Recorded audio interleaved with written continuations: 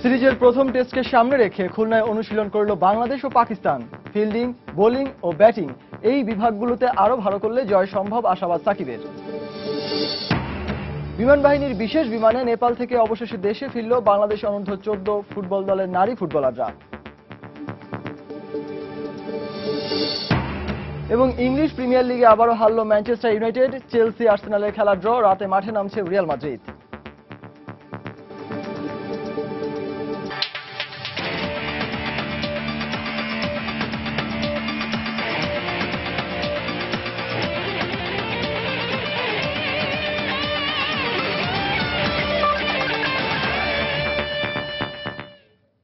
দেখছিলেন খেলার সময় শিরোনাম। দেশ বিদেশের খেলাধুলার সব খবর নিয়ে সাজানো আমাদের এই নিয়মিত আয়োজন। আর এই আয়োজনে আপনাদের সঙ্গে আছি আমি সজল মিত্র রিচার্ড। দর্শক, বাংলাদেশ পাকিস্তান টেস্ট সিরিজ নিয়ে আমাদের সঙ্গে কথা বলতে স্টুডিওতে উপস্থিত আছেন জাতীয় ক্রিকেটার মোশাররফ হোসেন রুবেল। রুবেল ভাই, আপনাকে আমাদের স্টুডিওতে স্বাগতম। ধন্যবাদ। রুবেল ভাই, আমরা আসলে আজকে অনেক বিষয় নিয়ে কথা বলবো, যেহেতু বাংলাদেশ এবং পাকিস্তানের টেস্ট সিরিজ রয়েছে, 28 তারিখ থেকে শুরু হচ্ছে। তারপরে আজকে আফ্রিদি একটা কথা বলেছেন, বিসিবির সিইও নিজামুদ্দিন চৌধুরী সুজন একটা বিষয়ে কথা বলেছেন। সব বিষয় নিয়ে আমরা আলোচনা করব। তবে বাংলাদেশ এবং যে পাকিস্তান দল আজকে খুলনাতে অনুশীলন করেছে সেই বিষয়ে একটা প্রতিবেদন দেখে আসি। বাংলাদেশ পাকিস্তান টেস্ট সিরিজ প্রসঙ্গ। পাকিস্তানের বিপক্ষে প্রথম টেস্টকে সামনে রেখে খুলনার শেখ আবু নাসের স্টেডিয়ামে অনুশীলন করেছে বাংলাদেশ। ওয়ানডে সিরিজে প্রতিপক্ষকে হোয়াইট ওয়াশ ও একমাত্র টি-20তে জয়ের পর এখন অনেকটাই ফুরফুরে মেজাজে রয়েছে টাইগাররা। জয়ের ধারা টেস্ট সিরিজে অব্যাহত রাখতে চায় তারা। অন্যদিকে একই দিনে অনুশীলন করেছে পাকিস্তানও। ওয়ানডে সিরিজ ও টি-20তে হারার পর এই সিরিজেই ঘুরে দাঁড়াতে চায় তারা। খুলনা থেকে আবুল বাশারের ক্যামেরায় আরো জানাচ্ছেন তরিকুল ইসলাম। ওয়ানডে সিরিজের পর টি-20 দুই ফরম্যাটে মাশরাফি সাকিবদের কাছে নাস্তানাবুদ পাকিস্তান, যে কারণে 28 এপ্রিল থেকে শুরু হতে যাওয়া দুই ম্যাচ সিরিজের প্রথম টেস্টের আগে আবু নাসের স্টেডিয়ামে অনুশীলনে খুবই মনোযোগী দেখা গেল মেজবাহুল হকের দলকে। বাংলাদেশের বিপক্ষে নিজেদের ক্রিকেট ইতিহাসে প্রথমবারের মতো ওয়ানডে সিরিজ হারের লজ্জার কারণে হয়তো মিডিয়ার মুখোমুখি হবেন না বলে আগের দিন জানিয়ে দেওয়া হয়েছিল পাকিস্তান দলের পক্ষ থেকে। কিন্তু অনুশীলন শেষে মিডিয়ার সামনে হাজির হলেন টেস্টে অভিষেকের অপেক্ষায় থাকা সামি আসলাম। সাংবাদিকদের প্রশ্নের জবাবে তিনি জানান, টেস্টে পাকিস্তান ঘুরে দাঁড়াবে। টেস্ট সম্পূর্ণ ভিন্ন ফরম্যাটের ম্যাচ। মিসবাউল হক, ইউনিস খানের মতো অভিজ্ঞরা আমাদের দলে আছেন। তারা যে কোনো ম্যাচে পার্থক্য গড়ে দিতে সক্ষম। এটা আমাদের আত্মবিশ্বাসও বাড়িয়ে দিয়েছে। জয় ছাড়া অন্য কোনো কিছুই ভাবতে চাই না আমরা। আমাদের প্রতিপক্ষ যথেষ্ট শক্তিশালী। আশা করি উপভোগ্য ম্যাচ হবে। তবে ওয়ানডের চেয়ে টেস্ট ক্রিকেটের মেজাজের ভিন্নতার কথা উল্লেখ করে বাংলাদেশ দলের নির্ভরতার প্রতীক সাকিব জানান, টেস্টে একটি লক্ষ্য নিয়ে খেলা উচিত। ওয়ানডে সিরিজের আত্মবিশ্বাস নিয়ে খেলতে পারলে ভালো করবে বাংলাদেশ। প্রতিপক্ষকে অভিজ্ঞতার দিক থেকে কিছুটা এগিয়ে রাখলেও নিজেদের বোলিং আক্রমণ ও ফিল্ডিং এর প্রশংসা করেন সাকিব। তবে সবকিছুর উপর আবু নাসের স্টেডিয়ামের পিচের আচরণ কেমন হবে তার উপরও ফলাফল নির্ভর করতে পারে বলেও জানান তিনি। যদিও ওদের ব্যাটিং এ কিছু এক্সপিরিয়েন্স প্লেয়ার আছে, বাট আমার কাছে মনে হয় আমাদের বোলিং অ্যাটাক ওদের বোলিং অ্যাটাক থেকে ভালো। ওদের হয়তো বেটার ব্যাটিং সাইড এক্সপিরিয়েন্সের দিক থেকে, বাট আমাদের ব্যাটসম্যানরা এখন যে ফর্মে আছে আমার কাছে মনে হয় পারফরমেন্সের যদি আমরা বিচার করি আমাদের ব্যাটিংও ভালো। তিনটা ডিপার্টমেন্টে যদি আমরা ভালো হয়ে থাকি, সো আমরা এক্সপেক্ট করতে পারি খুব কম্পিটিটিভ একটা টেস্ট সিরিজ হবে। খুলনার উইকেট সবসময় স্বাগতিকদের হয়ে কথা বলে, তাই ওয়ানডে সিরিজের ধারাবাহিকতা ধরে রাখতে পারলে টেস্টে কিছু স্বপ্ন দেখতে পারে ক্রিকেট সমর্থকরা। তরিকুল ইসলাম, সময় সংবাদ, খুলনা। দর্শক, আমরা সরাসরি চলে যাচ্ছি রুবেল ভাইয়ের কাছে। রুবেল ভাই, আমরা আসলে যে বিষয়টাই প্রতিবেদনে দেখলাম সেটি হচ্ছে গিয়ে যে টেস্ট সিরিজেও বাংলাদেশ দল তাদের ধারাবাহিকতা রক্ষা করতে চায়, অন্যদিকে পাকিস্তান চায় আসলে ঘুরে দাঁড়াতে। তো এটা আসলে যে কোনো দলই স্বাভাবিকভাবেই সেটাই করতে চাইবে। তো এই বিষয়ে আসলে আপনি কি মনে করছেন, টেস্ট সিরিজ আসলে কেমন হতে পারে? মানে বাংলাদেশ আসলে টেস্টের জন্য কতটুকু খেলতে পারে? কারণ টি-20 এবং ওয়ানডে ফরম্যাটের তুলনায় টেস্ট তো লঙ্গার ভার্সন ক্রিকেট, যেটিতে আমরা একটু দুর্বল অন্যান্য দেশের তুলনায়। আসলে কতটুকু সম্ভব বাংলাদেশের পক্ষে নতুন কোনো কিছু করা? আসলে আমি প্রথমে বলবো, বাংলাদেশে ইতিহাস সৃষ্টি করার একটা হাতছানি সামনে। Because one day series white wash করলো, টি-20 জিতলো, তারপর টেস্ট সিরিজ, তিনটাতেই যদি আমরা সিরিজ উইন করতে পারি সেটা অবশ্যই বাংলাদেশের জন্য একটা বিশাল অর্জন হবে। তো সেটার কথা মাথায় রেখে অবশ্যই তারা খেলবে। আর সবাই খুব কনফিডেন্ট রয়েছে। যে আর সাকিবের কথা যেটা মনে হলো, পুরো কনফিডেন্ট তারা ভালো করার ব্যাপারে।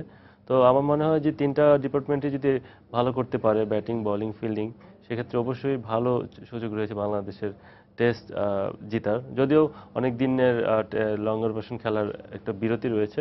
তো আমার মনে হয় যে ওয়ানডে সিরিজ এবং টি-20 থেকে যে আত্মবিশ্বাসটা পেয়েছে প্লেয়াররা, এটাকে যদি কাজে লাগাতে পারে অবশ্যই ভালো কিছু সম্ভব। আরেকটা বিষয়, সেটা যদি আমরা ইন্ডিভিজুয়ালি যে বিভিন্ন সাইডগুলো রয়েছে ব্যাটিং, বোলিং এবং ফিল্ডিং, সেক্ষেত্রে যদি আসি তাহলে ফিল্ডিংয়ে অবশ্যই বাংলাদেশকে এগিয়ে রাখা যায়। বোলিংয়ে হয়তো কিছুটা মানে বাংলাদেশই এগিয়ে থাকছে, কিন্তু ব্যাটিংয়ের ক্ষেত্রে আমরা জানি যে ইউনুস খান এবং মিসবাউল হক এই দুজন যখন অভিজ্ঞতার সঞ্চার করেন পাকিস্তান টিমে, তখন বাংলাদেশ হয়তো কিছুটা পিছিয়ে যাবে। এক্ষেত্রে আপনার বলার কি আছে যে আসলে ইউনুস খান এবং মিসবাউল হক পাকিস্তান দলের জন্য কত বড় টনিক হতে পারেন? হ্যাঁ, অবশ্যই তারা তো অনেক এক্সপিরিয়েন্স প্লেয়ার এবং প্রুভেন প্লেয়ার, অনেক পারফর্ম করেছে, অনেক বড় বড় ইনিংস খেলেছেন তারা। তো অবশ্যই তাদের জন্য পাকিস্তানের জন্য একটা প্লাস পয়েন্ট তাদের ইনক্লুশন। তারপরও আমি বলবো যদি বাংলাদেশ ভালো বল করতে পারে, ভালো জায়গায় বল করতে পারে, স্পিনাররা ভালো বল করতে পারে, সাকিব ভালো ফর্মে রয়েছে, পেসার রুবেল হয়তো খেলবে, সেও যদি তার বেস্ট বলটা করতে পারে, তো অবশ্যই তাদের উইকেট তুলে নেওয়া সম্ভব। এবং আমার মনে হয় তাদেরকে যদি একটা অল্প রানের মধ্যে আটকাতে পারে, সেই ক্ষেত্রে একটা ভালো চান্স টেস্ট জেতার।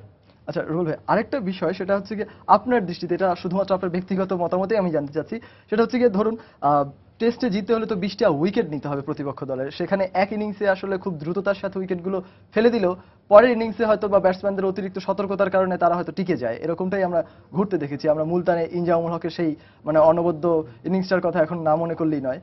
তো এরকম ইতিহাসও পাকিস্তানের বিপক্ষে বাংলাদেশের রয়েছে। তো আপনার কাছে কি মনে হচ্ছে যে বাংলাদেশের বোলিং লাইন আপ কতটুকু শক্তিশালী, যেটি পাকিস্তান দলকে দুবার অল আউট করার মতো ক্ষমতা রাখে কিনা? আসলে আমি বলবো এই মুহূর্তে যে বাংলাদেশের যথেষ্টই ক্যাপাবল যে 20 উইকেট নেওয়ার মতো। কারণ বিশেষ করে আমি জানি না উইকেট কেমন হবে, যদি স্পিন সহায়ক হয় সেক্ষেত্রে তো সাকিব রয়েছে বা আর অন্যান্য যারা স্পিনার রয়েছে তারাও কার্যকরী হবে।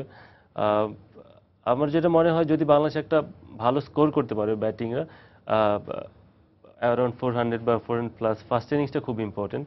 এটা যদি করতে পারে তখন অটোমেটিকলি মোরালি ডাউন হয়ে যায়, প্রেশার ডাইভার্ট হয়ে প্রেশারটা যাবে। হয়ে যায়।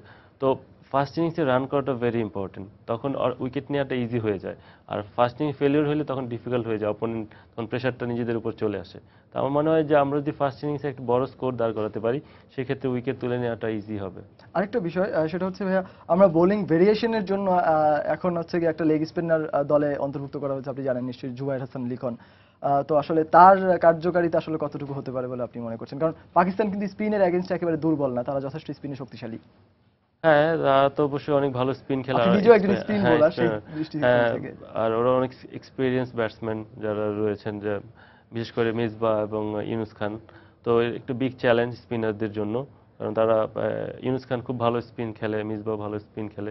তো জুবাইর সেক্ষেত্রে ইনএক্সপিরিয়েন্স, তো তাকে যদি হেল্প করে সাকিব রয়েছে সিনিয়র স্পিনার, বা আরও যারা কোন জায়গায় বল করতে হবে, কীরকম ভেরিয়েশন করতে হবে, এই জিনিসগুলি যদি সে অন ম্যাচ ডিউরিং ম্যাচ এই জিনিসটা রাইট করতে পারে, সেই ক্ষেত্রে আমার মনে হয় যে একটা ভালো চান্স রয়েছে। কারণ সে ভালো বল করে অবশ্যই, যদিও এক্সপিরিয়েন্স নাই, ওরকম ম্যাচ খেলেনি, ওরকম টেস্ট ম্যাচ খেলেনি, জিম্বাবুয়ের সাথে খেলেছে। তো হ্যাঁ, অবশ্যই সে প্রতিভাবান বলার, বাট তাকে একটু চ্যালেঞ্জ মোকাবেলা করতে হবে এবং সেই চ্যালেঞ্জটা তাকে নিতে হবে যে ভালো করতে হলে সেই ক্ষেত্রে সিনিয়ররা তাকে হেল্প করতে পারে। তো আমার মনে হয় না স্পিনাররা ভালোই করবে। তো একটু কাজটা অতটা ইজি হবে না, বাট ধৈর্য রেখে যদি জায়গায় বল করতে পারে বা সাহস রেখে বল করে, আমার মনে হয় ওদের উইকেট তুলে নেওয়া সম্ভব। আর আরেকটা বিষয় সেটা হচ্ছে রুবেল ভাই, আমরা যতদূর দেখেছি যে আসলে এই দলটাতে ওয়ানডে এবং টি-20 তুলনায় সম্পূর্ণ ভিন্ন একটি দল। কারণ আমরা এই দলে পরিবর্তিত খেলোয়াড় হিসেবে আমরা দেখেছি জুবায়ের হাসান লিখনকে, শাহাদ হোসেন রাজীব যিনি কিনা ওয়ানডে এবং টি-20 দলে ছিলেন না, তিনি অন্তর্ভুক্ত হয়েছেন, শুভাগত হোম আছেন, ইমরুল কায়েস আছেন যিনি ওয়ানডে এবং টি-20 খেলেননি, এবং ইমরুল কায়েসের অফ ফর্ম, তারপরও মানে তাকে দলে অন্তর্ভুক্ত করা হয়েছে মানে লাস্ট জিম্বাবুয়ে সিরিজের কথা বিবেচনা করে। তো আসলে মানে একটা বদলে যাওয়া দলের সাথে এত নতুন প্লেয়ার যখন যুক্ত হবে, তখন আসলে আত্মবিশ্বাসটা কেমন থাকবে, বা তারা আসলে এই দলের সাথে ভালো খেলার ক্ষমতা কতটুকু রাখে? আসলে অবশ্যই বাংলাদেশ যে ওয়ানডে সিরিজ যারা খেলেছে তারা অবশ্যই ভালো পারফর্ম করেছে, বাট যারা ইনক্লুশন হয়েছে তারা অবশ্যই দেখবেন তারা কিন্তু ন্যাশনাল লিগ বা যার ফোর-ডে ম্যাচগুলিতে অনেক ভালো পারফর্ম করেছে। শুভাগত ভালো বোলিং করেছে ফোর-ডে, আমরা ঢাকা ডিভিশনে একই সাথে খেলেছি, ভালো ব্যাটিংও করেছে। তো ইমরুল কায়েসও ভালো রান করেছে জাতীয় লিগে ফোর-ডে ভার্সনে। শাহাদাত হোসেন রাজীব অনেক থ্রেড বোলিং করে। তো আমার মনে হয় না যে কম্বিনেশনটা খারাপ হয়েছে, কম্বিনেশনটা ভালোই হয়েছে। এখন যদি যার যার বেস্টটা দিতে পারে সেই ক্ষেত্রে আমার মনে হয় যথেষ্টই বৈচিত্র্য রয়েছে। দেখবেন ব্যাটিংয়ে বাঁহাতি ডানহাতি কম্বিনেশন রয়েছে পুরো টিমে। তারপর ফাস্ট বোলাররা খুব ভালো। শহীদ নতুন ইনক্লুশন, সেও ভালো আমি জোরে শহীদের বল করে। প্রসঙ্গটাতে আসতাম একটু পরে, ওকে। যাই হোক। তারপর off spin Shuvagata off spin করে ভালো, good off spinner. Leg spinner রয়েছে, বাঁহাতি স্পিনার রয়েছে সাকিব। তো আমার মনে হয় যে ইটস আ গুড কম্বিনেশন। এটা যদি তাদের বেস্ট পারফর্মটা করতে পারে, তাদের ন্যাচারাল গেমটা খেলতে পারে, আমার মনে হয় তারাও ভালো পারফর্ম করবে। আচ্ছা, কম্বিনেশনের কথা ভাইয়া বললেন, তো আসলে আমাদের টিম স্পিরিটের কথাটাও আপনি বললেন, তো আসলে ব্যাটিং লাইন আপের ক্ষেত্রে আপনি কি বলবেন? মমিনুলকে আসলে দলে অন্তর্ভুক্ত করা এখন কতটুকু যুক্তিযুক্ত আপাতত টেস্টের জন্য? টেস্টের জন্য আমরা তো দেখেছি সে আগে অনেক ভালো বাংলাদেশের ব্যাটিং ভরসায় বলতে পারেন, কারণ 181 রানের একটা দুর্দান্ত হ্যাঁ, ইনিংসও ইনিংস আছে তার খেলেছে। নিউজিল্যান্ডের এগেইনস্টে। হ্যাঁ, আর এছাড়াও ভালো ভালো ইনিংস রয়েছে তার। তো আমার মনে হয় টেস্টের জন্য সে আইডিয়াল। তিনটা ফরম্যাটের মধ্যে আমি মনে করি মাই থিঙ্কিং যে মমিনুল টেস্টের জন্য আইডিয়াল আর কি। তো আমার মনে হয় ও যদি রেগুলার খেলে বা ওর যদি ন্যাচারাল খেলাটা খেলতে পারে, অবশ্যই সে দলের জন্য একটা ভালো ভূমিকা রাখবে। জাতীয় দলের বাইরে থাকা এবং বয়স ভিত্তিক বিভিন্ন দলের ক্রিকেটার নিয়ে আগামী মাসে আবারও শুরু হচ্ছে বিসিবি হাই পারফরম্যান্স ইউনিটের কার্যক্রম, যার জন্য এরই মধ্যে বিদেশি কোচ নিয়োগের বিষয়টিও চূড়ান্ত করেছে বিসিবি। এমনটাই জানিয়েছেন বাংলাদেশ ক্রিকেট বোর্ডের প্রধান নির্বাহী নিজামুদ্দিন চৌধুরী সুজন। মে মাস থেকেই প্রোগ্রাম কন্টিনিউ করার ইচ্ছে আছে এবং সেক্ষেত্রে ইমিডিয়েটলি আমরা যে অ্যাপয়েন্টমেন্টগুলোর কথা চিন্তা করছি সেগুলোর কার্যক্রমও চলছে। আমরা আশা করছি খুব শীঘ্রই আমরা হাই পারফরমেন্স ইউনিটের জন্য কিছু অ্যাপয়েন্টমেন্ট ফাইনাল করব এবং তার মধ্যে বিদেশি কোচও থাকবেন। পারফরমেন্সটা যারা স্কলার্স হিসেবে আমরা কনসিডার করি। কিছু রিহ্যাব প্রোগ্রাম থাকবে যারা ন্যাশনাল টিমে এখন সুযোগ পাচ্ছেন না, যাদের রিহ্যাবের প্রয়োজন আছে তারাও থাকবেন। মূলত পাইপলাইনের ক্রিকেটারদের নিয়েই হাই পারফরমেন্স ইউনিট কাজ করবে। দর্শক, আমরা আবারও চলে যাচ্ছি রুবেল ভাইয়ের কাছে। রুবেল ভাই, এই মাত্র আমরা যে আসলে কথাটা শুনলাম নিজামুদ্দিন চৌধুরী সাহেবের কাছ থেকে, সেটি হচ্ছে কি এই যে হাই পারফরমেন্স ইউনিটের জন্য যে আলাদা একটা নতুন করে পরিকল্পনা তারা হাতে নিয়েছেন, এটি আসলে আমাদের ক্রিকেটের জন্য কতটুকু ভালো হচ্ছে বলে আপনি মনে করছেন? আসলে এটা তো খুবই খুবই জরুরি একটা মানে বিষয়। এটা তো বিকজ আমাদের অফ সিজন থাকে একটা লম্বা সময়, লাইক ইন্টারন্যাশনাল ম্যাচ থাকে, বাট ডোমেস্টিক ক্রিকেট কিন্তু এই যে আমাদের বিসিএল হবে, তারপর কিন্তু শেষ ন্যাশনাল লিগ, প্রিমিয়ার লিগ, তারপর বিসিএল। তো মানে মৌসুমের মাঝখানে দীর্ঘ হ্যাঁ, একটা বিরতি পড়বে। হ্যাঁ, 3-4 মাসের একটা বিরতি। ওই সময়টা প্লেয়ারদের যে ফিটনেস ধরে রাখা বা তাদের স্কিলগুলি ডেভেলপ করা, এই জিনিসগুলি খুব ইম্পর্টেন্ট। কারণ নেক্সট যারা আসবে ন্যাশনাল টিমে চান্স পাবে, যারা এখন বাইরে রয়েছে, তাদের যে একটা গ্রুমিং, এই জিনিসগুলি খুবই দরকার। তো ওই সময়টায় কিন্তু একটা আইডিয়াল টাইম নিজেকে তৈরি করা নেক্সট সিজনের জন্য বা নেক্সট ন্যাশনাল টিমে কামব্যাক করার জন্য বা পারফর্ম করার জন্য। তো এটা তো খুবই একটা ভালো ইনিশিয়েটিভ। এটা কন্টিনিউ করা উচিত এবং যেন একটা আমি মনে করি গুড নাম্বার অফ প্লেয়ার থাকে এখানে, যাদের ট্যালেন্ট রয়েছে বা যাদের চান্স রয়েছে যে ন্যাশনাল টিমে কামব্যাক করার বা এর আগে খেলেছে। এটা সিনিয়র ক্রিকেটার হতে পারে বা ইয়াংস্টার হতে পারে, একটা এটা কম্বিনেশন হয়তোবা আপনার জন্য প্রযোজ্য হতে পারে হ্যাঁ, বিষয়টা, হ্যাঁ, এবং definitely। সেটাই আর কি মাথায় তো রেখে এটা বলা। খুবই একটা ভালো একটা ইনিশিয়েটিভ ক্রিকেট বোর্ডের জন্য। আচ্ছা, রুহুল ভাই, আমরা আসলে এই পাইপলাইনের খেলোয়াড়দের উঠে আসার কথা যখন বলাই হলো যে আসলে বিসিবি হাই পারফরমেন্স ইউনিট যখন তারা গঠন করতে যাচ্ছে, আসলে এই ধরনের ক্রিকেটের সাথে আসলে মানে আমরা লঙ্গার ভার্সন ক্রিকেটে যে আমাদের দুর্বলতাগুলো, যে কারণে আমরা টেস্ট ক্রিকেটে এখন আসলে শক্তিশালী দল হয়ে উঠতে পারিনি, তো এই বিষয়টাকে যদি যুক্ত করা হয় তাহলে ওই BCB high performance squad test ক্রিকেটের জন্য আসলে কতটুকু দল গঠনে সহায়ক হবে? আসলে মানে শুধু যদি নট টেস্ট অনলি ক্রিকেটের টেস্ট ক্রিকেট না, এটা বলা হয়। তিনটা ফরম্যাটের জন্যই দরকার। আর বিশেষ করে আমাদের টেস্ট ক্রিকেট একটু ইমপ্রুভ করতে হবে। ওই জায়গাটা একটু আমরা পিছিয়ে, rather than one day match যে আমরা যত ভালো খেলি। তো ওই জায়গাটায় করার জন্য যে কিভাবে, কারণ এটা একটা ডিফারেন্ট বল গেম। এখানে অনেক ধৈর্যের ব্যাপার আছে, অনেক ফিটনেসের ব্যাপার আছে, অনেক স্কিলের ব্যাপার আছে। তো এই জিনিসগুলো ডেভেলপ করার জন্য হাই পারফরমেন্সটা খুব ইম্পর্টেন্ট। কারণ আমাদের ডোমেস্টিক স্ট্রাকচার যদি আমাদেরকে আরও সুন্দর করতে হবে, লাইক ন্যাশনাল লিগ আরও কম্পিটিটিভ করতে হবে, বিসিএল বা যে খেলাগুলি হয় লঙ্গার ভার্সনের তুলনামূলক একটু কম কম্পিটিটিভ হবে। লাইক প্রিমিয়ার লিগ আমরা যতটা প্রেসারে খেলি, যতটা ফোকাস থাকে ওইটার মধ্যে একটু কম থাকে। তো ওই জিনিসগুলি 4 ডে ম্যাচে বিশেষ করে একটু কম্পিটিটিভ করা বা এই জায়গাটা আরও ডেভেলপ করা, প্লেয়াররা যেন আরও এফোর্ট দেয় বা আরও সিরিয়াসলি খেলে, ফাস্ট বোলাররা যেন তাদের বেস্ট বলটা করতে পারে, উইকেটের ব্যাপার আছে, উইকেটটা যেন ওরকম বাউন্সি উইকেট বা স্পোর্টিং উইকেট হয় অ্যাটলিস্ট। এই জিনিসগুলিতে ফোকাস করা তো খুবই জরুরি, এবং এর সাথে সাথে প্লেয়ারদের যে একটা ফিটনেস, এই জিনিসগুলি ধরে রাখা উচিত।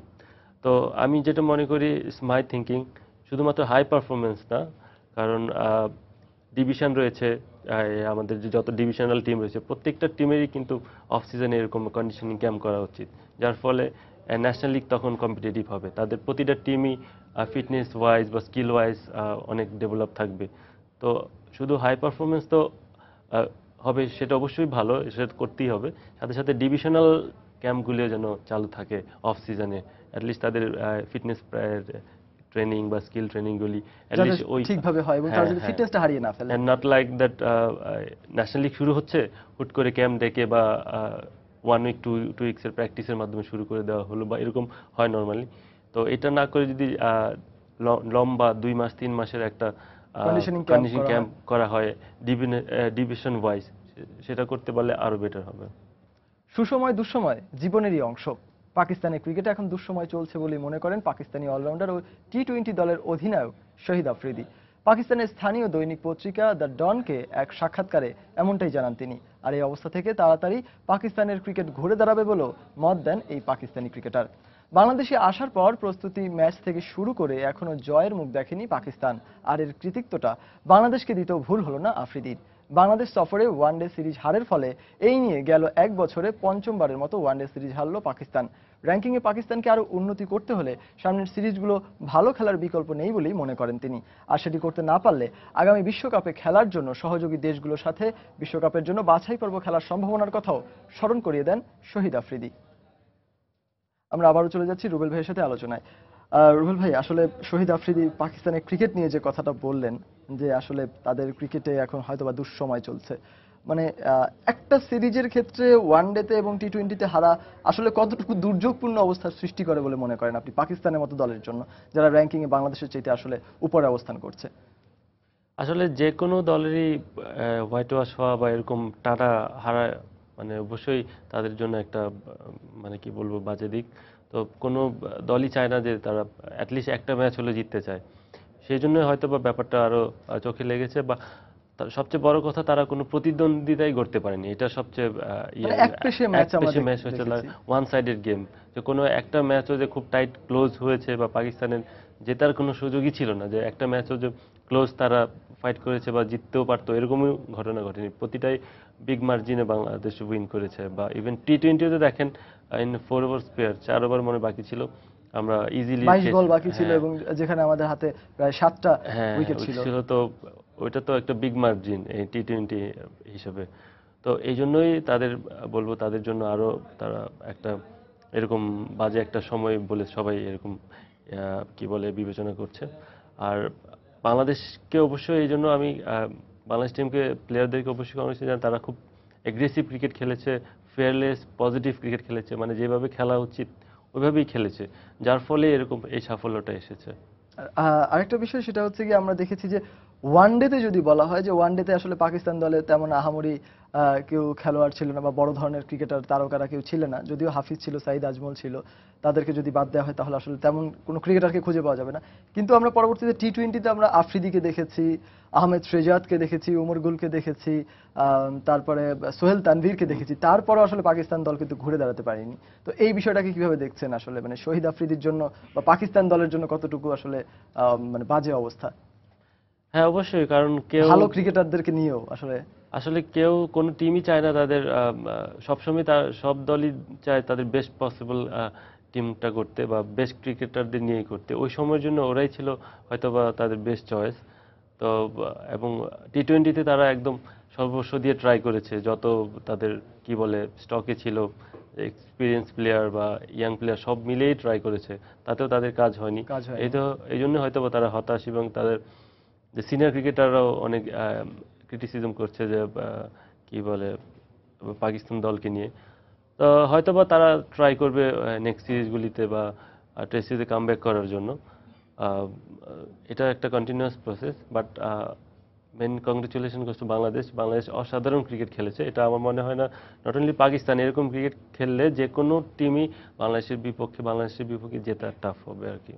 আর আরেকটা বিষয়, সেটা হচ্ছে আপনার কথাতেই আসলে উঠে আসলো ভাইয়া, সেটা হচ্ছে কি এই যে যখন ক্রিটিসিজম চলে, যখন হচ্ছে সমালোচকদের সমালোচনা আসলে বেশি বেশি চলে, তখন একটা দলের পক্ষে আসলে ঘুরে দাঁড়ানোটা কতটা কঠিন হয়ে যায়। বাংলাদেশ দল একটা সময় মানে এই ধরনের পরিপ্রেক্ষিত বা এই ধরনের অবস্থা আসলে অতিক্রম করেছে। তো এই বিষয়টাকে কিভাবে দেখছেন? আসলে এটা আসলে অনেক ডিফিকাল্ট ব্যাপার, কারণ ক্রিকেট মোর ওভার এক মেন্টাল গেম। যদিও মাঠে ব্যাটে বলের খেলা, তারপরে মানসিক একটা গেম। মেন্টালি ফিট না থাকলে বা কনফিডেন্স যদি যখন লুজ হয়ে যায় তখন আসলে পারফর্ম করা ডিফিকাল্ট। তো আমার মনে হয় পাকিস্তানের কনফিডেন্স এখন তলানিতে। তারা টি-20 বা ওয়ানডেতে যেভাবে খেললো, মানে একদম পুয়ার শো যেটা এটা বলে। তো আর ক্রিটিসিজম যখন আসে তখন তো আরও ডিফিকাল্ট হয়ে যায় কামব্যাক করা। তো অবশ্যই তাদের জন্য টেস্ট সিরিজে ঘুরে দাঁড়ানো ডিফিকাল্ট হবে।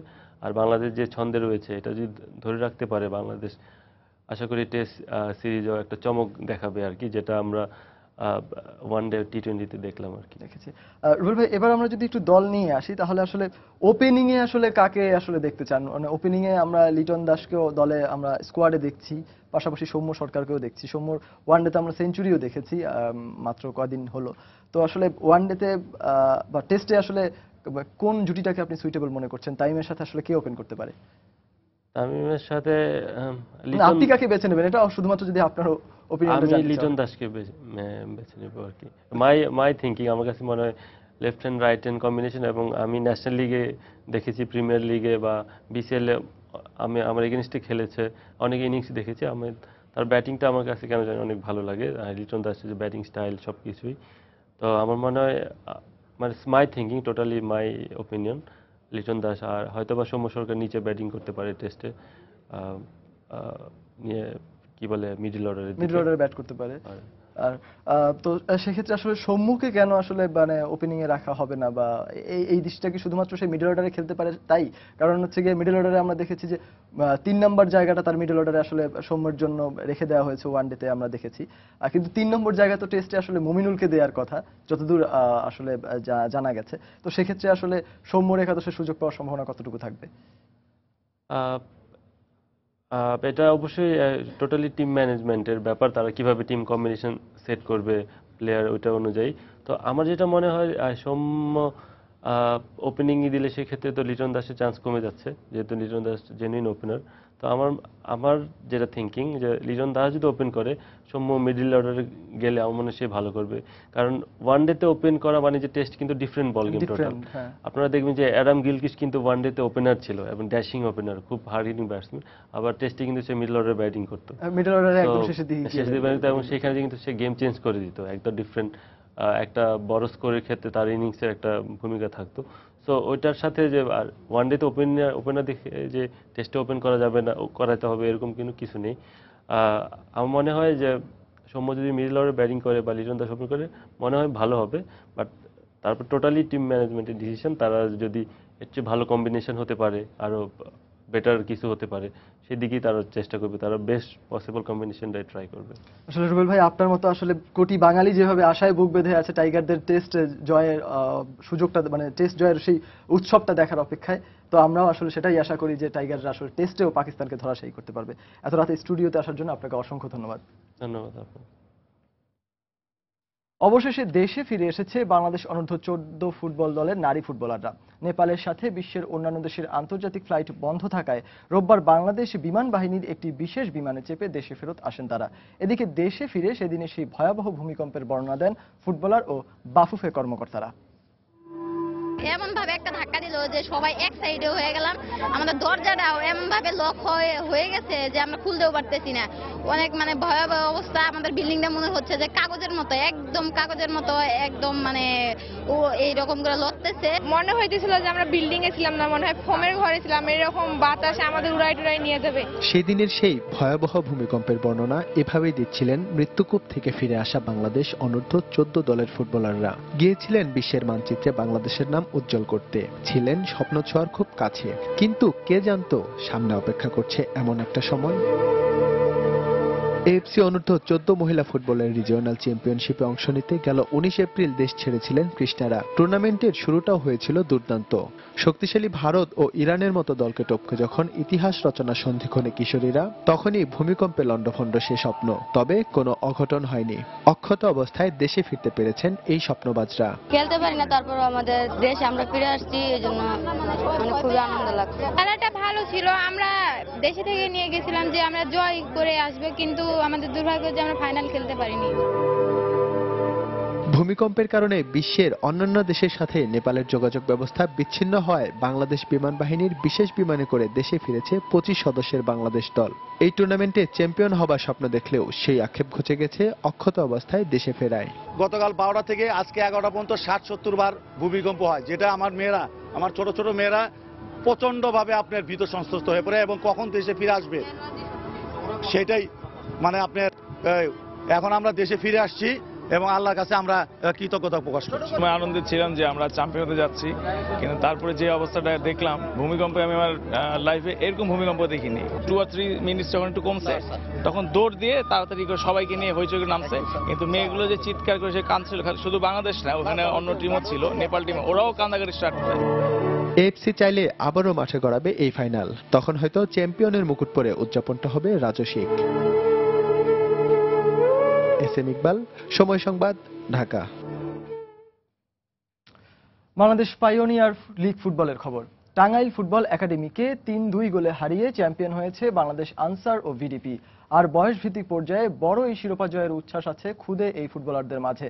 তবে লক্ষ্যটা তাদের আরো বড়, জাতীয় দলের জার্সি গায়ে জড়ানোর স্বপ্নে বিভোর দেশের ভবিষ্যৎ এই ফুটবলাররা। পাশাপাশি এএফসি অনূর্ধ্ব 16 টুর্নামেন্টের জন্য জাতীয় দলের ক্যাম্পিংয়ের বাছাইও সুযোগ নিতে চায় তারা।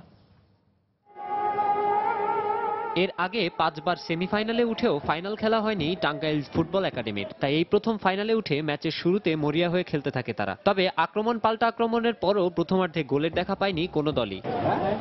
সব নাটক যেন জমিয়ে রাখা হয়েছিল দ্বিতীয়ার্ধের জন্য। ম্যাচের 53 মিনিটে গোল করে প্রথম টাঙ্গাইল একাডেমিকে এগিয়ে নেন আরিফ হোসেন। এর 5 মিনিট পর স্ট্রাইকার জয়চন্দ্র বর্মনের গোলে 2-0-তে এগিয়ে যায় টাঙ্গাইল একাডেমি।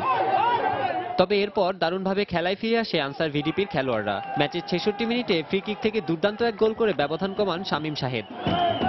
ম্যাচের 78 মিনিটে বদলি খেলোয়াড় মোহাম্মদ বোরহানের গোলে সমতায় ফেরে আনসার। আর শেষ বাঁশি বাজার 1 মিনিট আগে দারুণ এক গোল করে বাংলাদেশ আনসার ও ভিডিপিকে জয়ের আনন্দে মাতান এ আসরের সর্বোচ্চ গোলদাতা মোহাম্মদ জুয়েল। বয়সভিত্তিক পর্যায়ে দেশের ফুটবলার তৈরির কারিগর পাইওনিয়ার ফুটবল লীগ, যেখানে নিজেদের প্রমাণের সুযোগ থাকে খুদে ফুটবলারদের। আর সেই সুযোগটা কাজে লাগিয়েই দৃষ্টিনন্দন এক ফাইনাল ম্যাচ উপহার দিয়ে দেশের ফুটবল সংশ্লিষ্টদের নজর কেড়েছে এই তরুণরা। তবে এখানেই থামতে চায় না তরুণ তুর্কিরা। আমি আশাবাদী থাকবো আমাদের এই আনসার টিম থেকে সামনে সাব আন্ডার 16 ন্যাশনাল টিমে আমাদের যেন ডেকে নেওয়া হয়। আমার স্বপ্ন আছে আমি যেন জাতীয় লিগে খেলতে পারি। ইনশাআল্লাহ আমি 14 ন্যাশনাল খেলেছি এবং আমি আরো চেষ্টা করে যাব ন্যাশনাল টিমে খেলতে পারি। আর ছোটদের এমন পারফরমেন্সে মুগ্ধ দেশের ফুটবল অভিভাবকরাও। দারুণ একটা ফ্যান্টাস্টিক ম্যাচ ছিল এবং আগামী দিন এই ট্যালেন্টদেরকে আমরা পিক করতে চাই। এইখানে আমরা 150 খেলোয়াড়কে সিলেক্ট করেছি ইতিমধ্যে। তো এই 150 থেকে আমরা একটি ক্যাম্পের মাধ্যমে আমরা এখানে তাদের মধ্যে থেকে একবারে 50 জন বেস্ট ট্যালেন্টকে আমরা নিয়ে আমরা এই প্রজেক্টটিকে কভার করব। বয়সভিত্তিক পর্যায়ে বড় বড় টুর্নামেন্ট আয়োজন করলেই বের হয়ে আসবে দেশের ফুটবলের আগামী দিনের তারকারা। মাকসুম আলম খান, সময় সংবাদ, ঢাকা। ইংলিশ প্রিমিয়ার লিগের খবর। আবারও এভারটনের কাছে হেরেছে ম্যানচেস্টার ইউনাইটেড। নিজেদের মাঠে রেড ডেভিলদের 3-0 গোলে হারিয়েছে এভারটন। অন্যদিকে অমীমাংসিতভাবেই শেষ হয়েছে লন্ডন ডার্বি। এমিরেটস স্টেডিয়ামে আর্সেনাল ও চেলসির ম্যাচটি গোলশূন্য ড্র হয়েছে। ইংলিশ লিগের সবচেয়ে সফল দল হলেও এবারের মৌসুমে শিরোপা রেসে নেই ম্যানচেস্টার ইউনাইটেড। তবে চ্যাম্পিয়ন্স লিগে খেলার স্বপ্ন দেখছিল লুই ভ্যান হালের শিষ্যরা। টানা 4 ম্যাচ জিতে সেই স্বপ্ন পূরণের পথেই ছিল ক্লাবটি। কিন্তু শেষ ম্যাচে চেলসির কাছে হারলে থেমে যায় তাদের জয়রথ। তাই রেড ডেভিলদের লক্ষ্য ছিল এভারটনকে হারিয়ে আবারও জয়ের ধারায় ফেরা। তবে ম্যাচটি ছিল এভারটনের মাঠ গুডিসন পার্কে, যেখানে গেল 2 মৌসুমেই হেরেছিল রেড ডেভিলরা। এবারও হয়নি তার ব্যতিক্রম। ম্যাচের 5 মিনিটে পরাস্ত হলো ইউনাইটেডের ডিফেন্স। কাউন্টার অ্যাটাক থেকে দুর্দান্ত গোল করে টফিসদের লিড এনে দেন স্কটিশ মিডফিল্ডার জেমস ম্যাককার্থি। এর মিনিট 3 পরই রেড ডেভিলদের হয়ে গোল পরিশোধের সুযোগ পেয়েও কাজে লাগাতে পারেননি এভারটনের সাবেক ফুটবলার ফেলাইনি। রুনি হুয়ান মাতারা না পারলেও প্রথমার্ধে আবারও উল্লাসে মাতে স্বাগতিকরা। 35 মিনিটে লেইটন বাইন্সের কর্নার, জন স্টোনসের হেড লিড দ্বিগুণ হয় এভারটনের। 2 গোলে পিছিয়ে পড়ায় ম্যাচে নিজেদের নিয়ন্ত্রণ আনতে দ্বিতীয়ার্ধে দলে বেশ কিছু পরিবর্তন আনে রেড ডেভিলরা, কিন্তু তাতেও কাজ হয়নি। উল্টো ম্যাচের 74 মিনিটে এভারটনের বদলি ফুটবলার কেভিন মিরালাসের গোলে 3-0 ব্যবধানে এগিয়ে যায় টফিসরা। শেষ দিকে বলের দখল নিজেদের কাছে রেখে রেড ডেভিলরা বেশ কিছু আক্রমণে গেলেও তার গোলের মুখ দেখেনি। এতেই টফিসদের বিপক্ষে হারের লজ্জা নিয়ে মাঠ ছাড়ে ম্যানচেস্টার ইউনাইটেড। এদিকে লন্ডন ডার্বিতে গুরুত্বপূর্ণ ম্যাচে মুখোমুখি হয় দুই শিরোপা প্রত্যাশী আর্সেনাল ও চেলসি। একই নগরের ক্লাব হওয়ায় মাঠেও বেশ উত্তেজনা ছড়ায়। তবে আক্রমণ পাল্টাক্রমণের খেলা হলেও প্রথমার্ধ থাকে গোলশূন্য। এমিরেটসের দ্বিতীয়ার্ধেও চলে আক্রমণাত্মক ফুটবলের প্রদর্শনী। স্বাগতিকদের হয়ে ওজিল সানচেজরা দারুণ কিছু সুযোগ পেয়েছিলেন, অন্যদিকে অনেকটা নিষ্প্রভ ছিলেন হ্যাজার্ড ফ্যাব্রেগাসরা। শেষ পর্যন্ত কোনো গোল না হওয়ায় পয়েন্ট ভাগাভাগি করে মাঠ ছাড়ে দল। 33 ম্যাচ শেষে শীর্ষে থাকা চেলসির সংগ্রহ 77 পয়েন্ট। তবে শেষ 5 ম্যাচে মাত্র 6 পয়েন্ট পেলেই আবারও লিগ শিরোপা পুনরুদ্ধার করবে চেলসি। সাজিদ মুস্তাহিদ, সময় সংবাদ। এদিকে লা লিগায় পয়েন্ট টেবিলের শীর্ষ দল বার্সেলোনার সাথে পয়েন্ট ব্যবধান কমানোর লক্ষ্যে সেল্টা ভিগোর ঘরের মাঠে আতিথ্য নেবে রিয়াল মাদ্রিদ। লিগে এখনো 6 ম্যাচ হাতে রেখে মাদ্রিদিস্তানদের সংগ্রহ 76 পয়েন্ট। স্তাদিও দা ব্যালিদোসে ম্যাচটি শুরু হবে আজ বাংলাদেশ সময় রাত 1টায়। স্বাগতিক সেল্টা ভিগোর বিপক্ষে গেল 14 দেখায় অপরাজিত থাকার রেকর্ড নিয়ে মাঠে নামবে ইনজুরি আক্রান্ত রিয়াল মাদ্রিদ।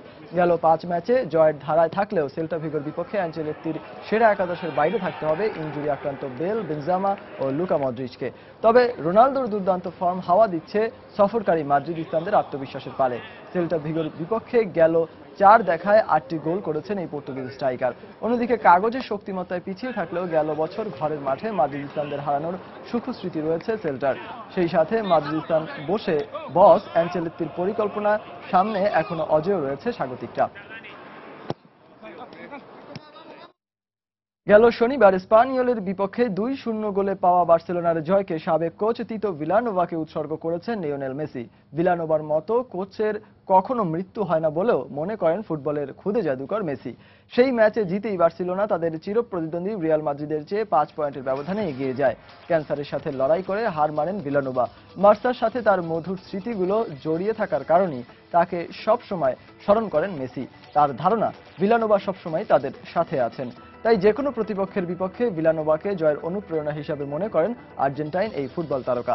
আপাতত বার্সা তাদের পরবর্তী ম্যাচে প্রতিদ্বন্দ্বী গেতাফের বিপক্ষে ম্যাচের জন্য নিজেদের প্রস্তুতি পর্ব সেরে নিচ্ছে।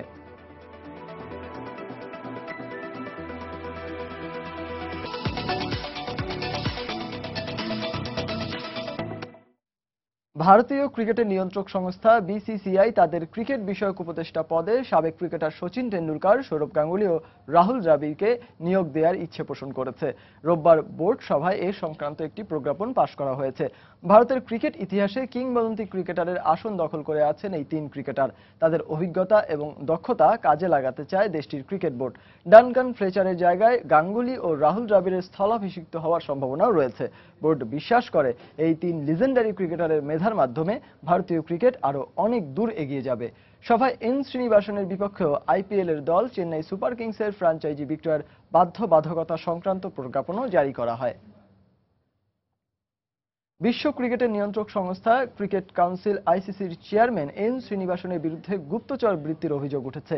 বিসিসিআই এর কর্মকর্তা থাকাকালীন তিনি তার অধীনস্থদের দিয়ে এই গুপ্তচর বৃত্তি করাতেন বলে অভিযোগ করা হয়। ক্রিকেট বোর্ডের কর্মকর্তা থাকাকালে 14 কোটি ভারতীয় রুপি দুর্নীতির বিষয়ে লন্ডন ভিত্তিক একটি সংস্থার কর্মকর্তাদের দিয়ে তিনি গুপ্তচর বৃত্তি করাতেন বলে অভিযোগে তুলে ধরা হয়েছে। এছাড়া চেন্নাই সুপার কিংসের মালিক হয়ে তিনি 5 লাখ ভারতীয় রুপি দুর্নীতির বিষয়েও গুপ্তচর বৃত্তি করাতেন বলে অভিযোগে উল্লেখ করা হয়। পাশাপাশি যখন তিনি চ্যাম্পিয়ন্স লিগের কমিটির সাথে জড়িত ছিলেন তখনও তার বিরুদ্ধে গুপ্তচর বৃত্তির অভিযোগ আনা হয়। ভারতীয় দলের ক্রিকেটার ও নেতৃত্বে যে গ্রেট তা অনেক আগেই প্রমাণ করেছেন। একজন মানুষ হিসেবেও তিনি মহানুভব সৌরভ গাঙ্গুলি। সেটার তিনি প্রমাণ দিলেন দারুণ এক উদাহরণ দিয়ে।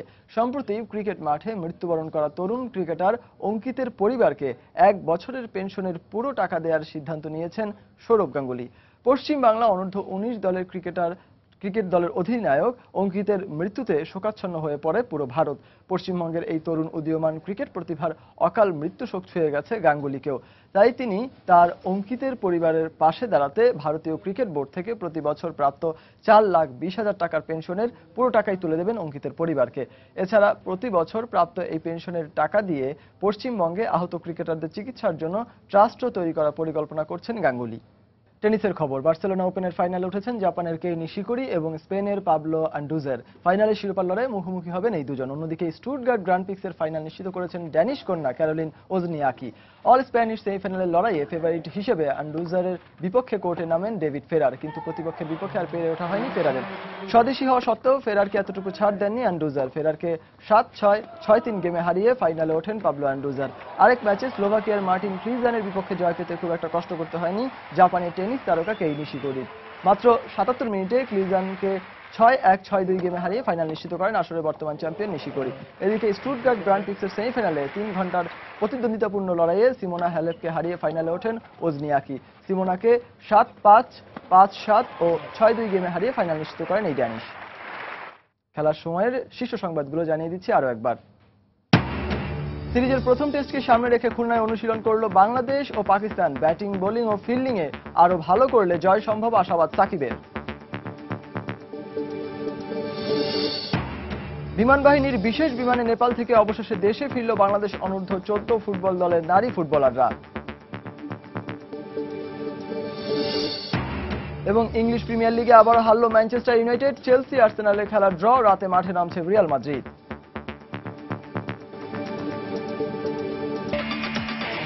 দর্শক, এই ছিল খেলার সময়ের এখনকার আয়োজন। যে কোনো খবর পেতে ভিজিট করুন সময়নিউজ.tv। যে কোনো বাংলা লিংক, রবি ও সিবিসেল নম্বর থেকে সময় সংবাদের খবর, অনুষ্ঠান সম্পর্কে জানতে এবং যে কোনো তথ্য সময় সংবাদকে জানাতে ডায়াল করুন 16242 নম্বরে।